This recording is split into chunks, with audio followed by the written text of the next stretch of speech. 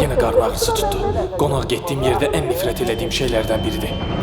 Nəsə olub? Yox, heç nə olmayıb. Yaxşıyam. Yaxşı, indi sıra məndədir. Qarnımdakı qaz qabarcıqlarını heç kimə bildirmədən havaya buraxmaq üçün cəmi bir neçə dəqiqəm var. Bunun üçün birinci növbədə arxadakı arvadın şəklini göstərib onları güldürüb ortamdakı diqqəti dağıtmalıyam. Ayağa qalxıb getmək istəyəndə sevgilimin verdiyi Hara gedirsən? sualına heç nə, hava alıb gəlirəm. Cavabını verərək yan otaqdakı pəncərəni biraz açıram və mətbəxdəki güldanı yerə atıb sındıraraq son nöqtəni qoyuram.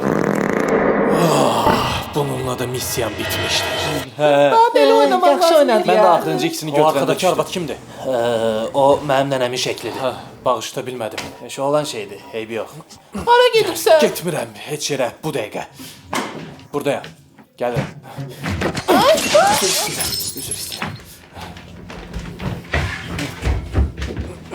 Açıldı. Ay səni qurbuva.